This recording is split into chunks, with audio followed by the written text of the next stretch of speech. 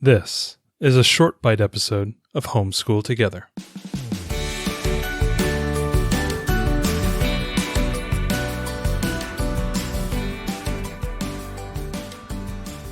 Hello and welcome to Homeschool Together Short Bite Edition. Today we have a fun little game for all you people who like to trek the world and maybe don't want to leave the United States and want to stay in the national parks we have.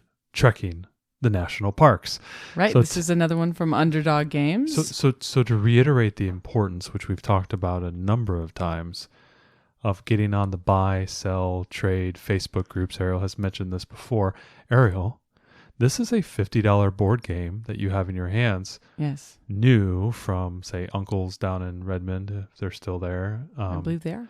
On Amazon, I think it's probably $49.95. I think it's a little bit cheaper than that. I think you can get it for $30.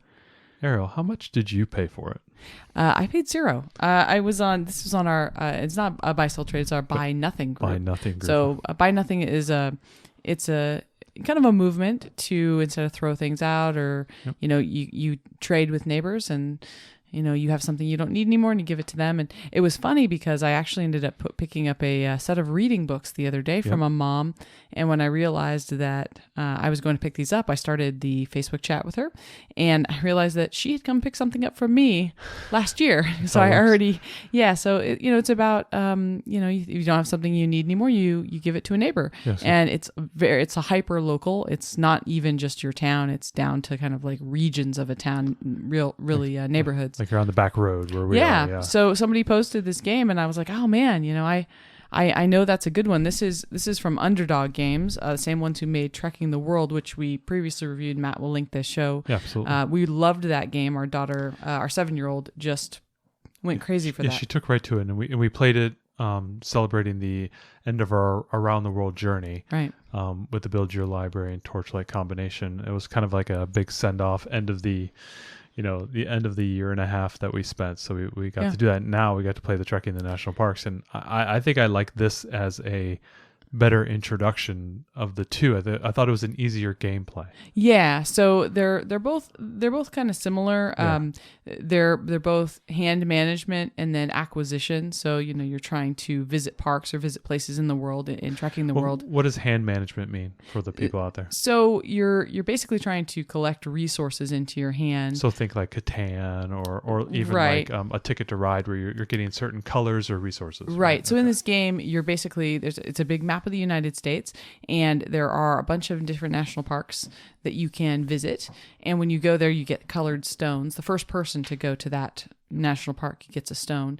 So you're collecting cards in your hand and you're managing your hand, and these cards have numbers on them, and those correspond to how many spaces you can move of national parks, around the map you can go.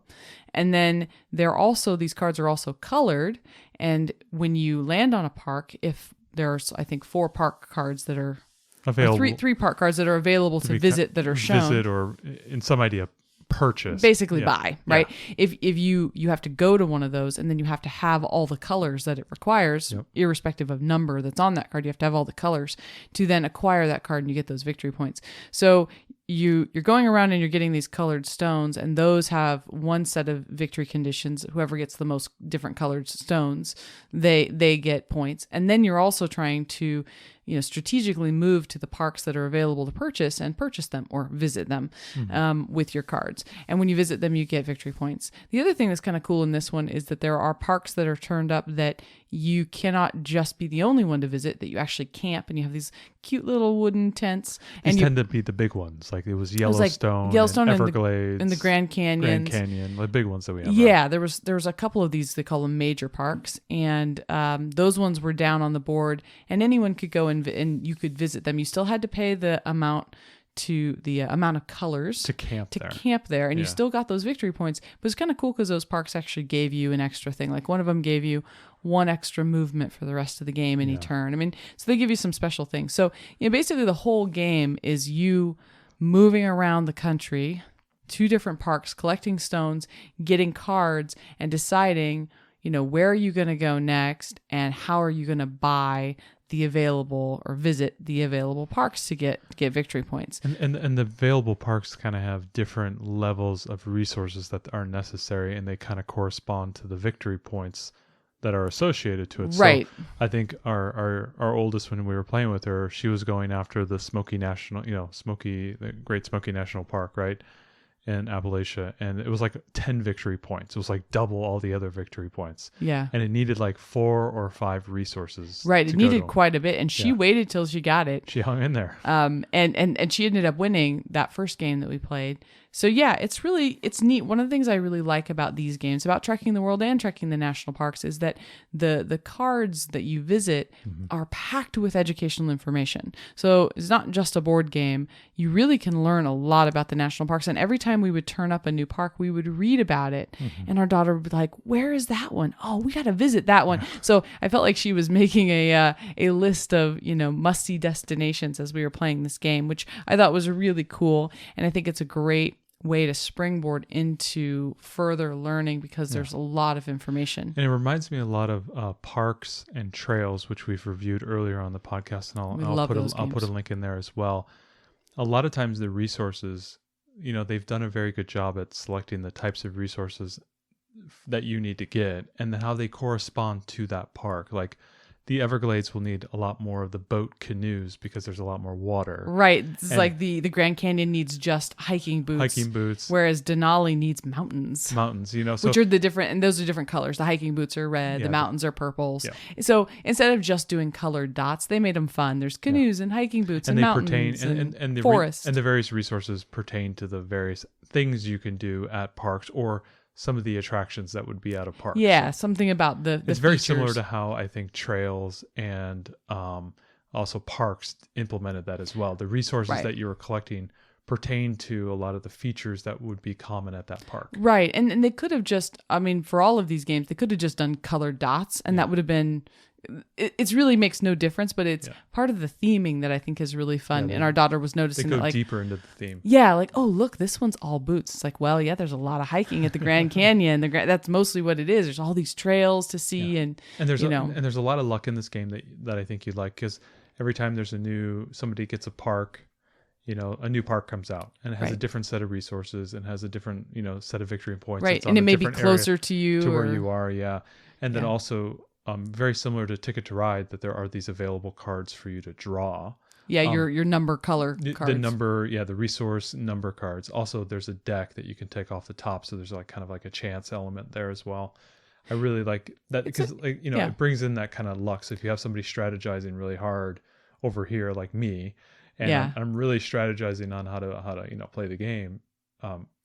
Spoilers, I did not do well. Yeah, you were actually in last place between me and our daughter on our first game, which was very surprising. It's the second time that we've played a game like this where, we were trying to help our daughter along and give her some pointers, and it turns out that, she had her own idea of what to do, and that idea actually it was fruitful for her. I want to say it was the first game of Trekking the World that was also the one where we were trying to help her. Yeah. And she ended up winning that one too. So I think we maybe learned a lesson that both of these trekking games... We should catch ourselves. We should be like, hey, wait a minute. We want to check her. Wait a minute. That's a signal that she's definitely going to win this game. Right.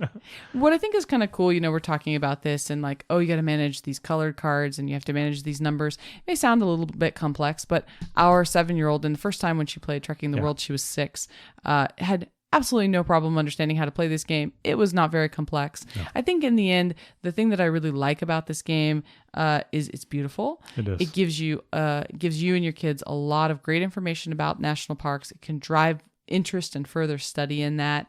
It's not too hard to play. You could play this with a grandparent and they could figure it out. It's not that complex. It does play 2 to 5 players. I like when things go up to 5. It says it could take 30 to 60 minutes. I don't really see it taking that long. Not the 60, closer to the 30 minutes. Right. I think it maybe took us 40 on the first time and maybe 30 the next. It was not that bad. It says 10 plus, but again, our daughter was 7 and had no problem playing it. Problem at all. I think it's a really great game. I think that between the two of them, I would say Trekking the National Parks is a little bit easier game to play than Trekking the World. There's not as much going on there. So if you don't have either of them, you might think about that one. I think that Trekking the World is neater, and I think that it may have more longevity than this one. So, I mean, I kind of feel like it's a mixed bag. I'm really glad that we own them both now, because I think that of the two, we'll probably play this one more with our daughter for a few more years until we get to Trekking the World. This one may have more longevity with respect to the coolness factor of the fact that, you know, we can go to a lot of these parks here in the country. Well, that's true. You know, Trekking the World, their stuff is all over. And, you know, we might not get to see that. Yeah, this would be a cool one to go to. Like if you and the family are going to Yellowstone or Yosemite, or if you're out east doing, you know, one of the big parks out there, you know, this would be a great game to play. We were talking about like games that we could bring camping. And It's funny, when we were kids, we would go camping and we would pack like, you know, card games or Monopoly or whatever. Solar Quest, that's my favorite. Solar Quest. From when I was a kid. Yeah, filling up those fuel hydrons.